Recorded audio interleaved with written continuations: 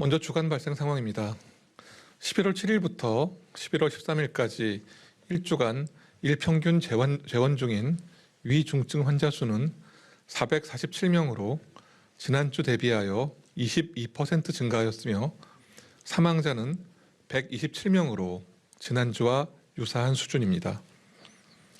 11월 2주 위중증 환자 수는 60대 이상에서 367명, 40에서 50대가 62명, 30대 이하가 18명이었고 최근 5주간 60대 이상 연령군에서 위중증 환자 비율이 지속적으로 증가하고 있는 추세입니다.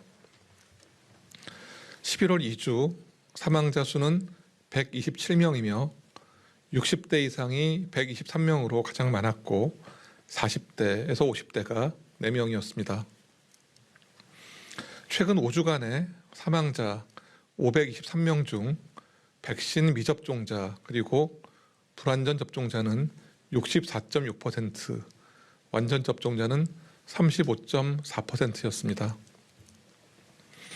코로나19 국내 발생 신규 환자는 일평균 2,172명으로 전주 대비해서 1.8% 증가하였으며 수도권과 비수도권 모두 확진자 증가세를 유지하고 있습니다.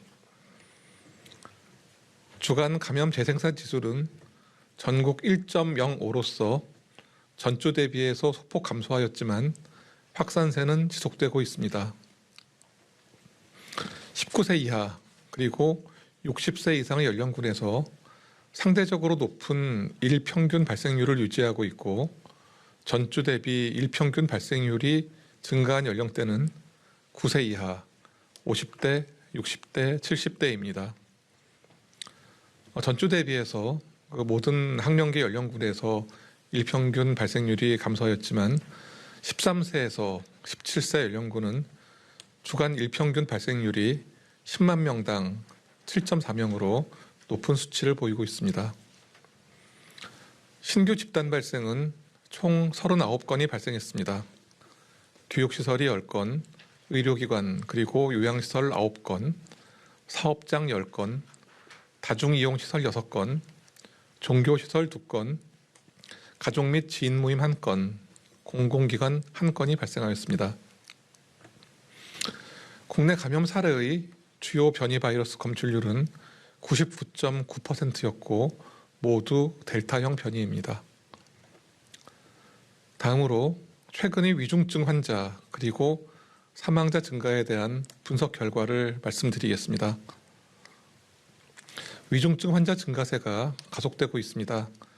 어제 11월 15일에는 재원 중인 위중증 환자 495명으로서 가장 높은 수치를 기록하였습니다. 특히 60세 이상 연령층에서 위중증 환자가 집중 발생하고 있고 또한 사망자 증가로 이어지고 있는 상황입니다. 60세 이상의 코로나19 발생은 10월 1주 2,288명에서 11월 1주에 4,434명으로 증가하였고 60세 이상의 위중증 환자와 사망자도 동반해서 증가한 것입니다.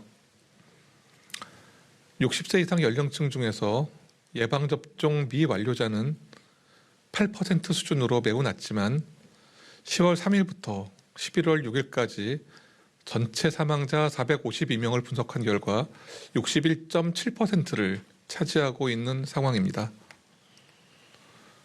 요양병원과 시설, 의료기관, 감염 취약시설에 대한 추가 접종을 신속하게 시행하도록 하겠습니다. 60세 이상의 미접종자분들이 접종 참여 그리고 추가 접종을 다시 한번 적극적으로 당부드립니다. 수능을 앞둔 수험생에 해당되는 18세 연령은 예방접종에 힘입어서 전 연령 중에서 가장 낮은 발생률을 보이고 있습니다. 그렇지만 13세에서 17세 연령의 발생률은 여전히 높은 수준입니다.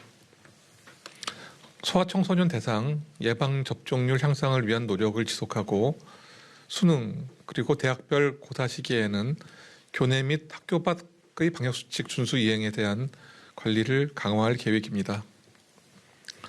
다음은 코로나19 국외 발생 동향 말씀드리겠습니다. 전 세계 코로나19 발생은 3주 연속 증가하였습니다.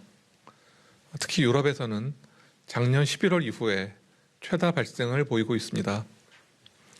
11월 1일부터 11월 7일까지 일주간 전 세계 신규 발생은 310만 명으로 그 전주와 유사한 발생을 보였습니다.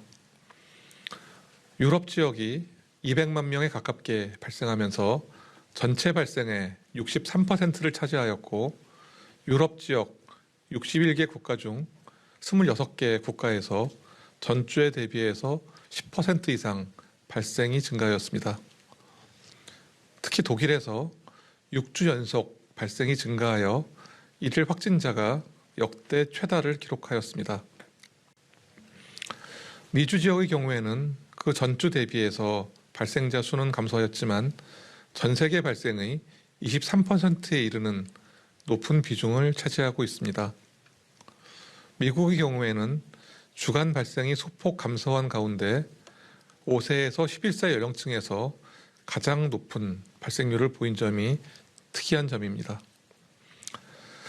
다음으로 코로나19와 인플루엔자의 동시 유행 대비 상황에 대해서 말씀드리겠습니다. 코로나19 유행 이후에 올바른 손 씻기, 마스크 착용 등 개인 위생 수칙 준수와 사회적 거리 두기 등의 영향으로 인해서 인플루엔자 환자 발생이 감소하여서 지난 겨울에는 인플루엔자 유행주의보가 발령되지 않았습니다.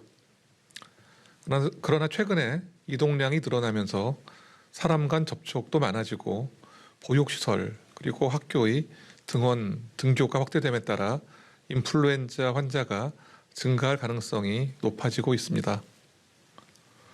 현재까지 북반구의 인플루엔자 유행 수준은 코로나19 유행 전보다는 현저히 낮은 편이지만 작년 동기간 대비해서 높은 수준이고, 또 최근 B형 인플루엔자 바이러스 검출도 비중이 높아지고 있습니다. 또한 9월 이후에는 국내에서는 그 파라인플루엔자 바이러스와 유행성 이하선염 환자가 증가하고 있습니다. 또한 미국과 일본에서는 호흡기 세포 융합 바이러스 환자가 증가하는 등 국내 그리고 외적으로 급성 호흡기 감염증 환자 발생이 지난해에 비해서는 증가하고 있는 양상을 보이고 있습니다. 이에 따라서 질병관리청은 코로나19 그리고 인플루엔자와의 그 동시 유행 대비 방안을 마련하였습니다. 고위험군에 대한 인플루엔자 예방접종 실시, 유증상자에 대한 코로나19 검사 적극 권고, 인플루엔자 의심 환자에 대한 선제적 항바이러스제 투약, 감염 확산 예방 조치, 그리고 표준 감염 예방 수칙 준수가 그 내용입니다. 인플루엔자 환자 발생 추이 파악과 유행 감시를 위해서 방역당국은 표본 감시 체계를 운영하고 있으며 지난 10월 31일부터 일일 감시를 실시하고 있습니다. 표본 감시 실시 결과는 질병관리청이 발간하는 주간 건강과 질병 그리고 감염병 뉴스레터 등을 통해 국민 여러분과 의료인에게 신속하게 제공할 예정입니다.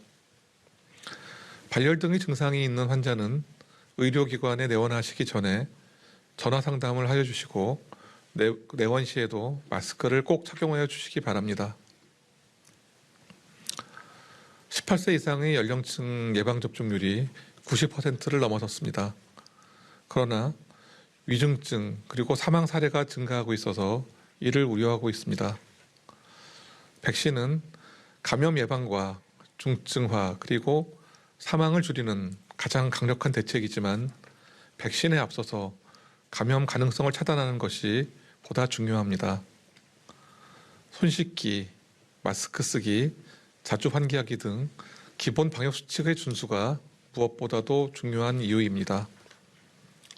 국민 여러분께서도 경계심을 유지하여 주시고 기본 방역 수칙의 준수에 함께 힘써 주시기를 바랍니다. 일상의 회복과 안정화를 위해 정부도 최선의 노력을 다하겠습니다.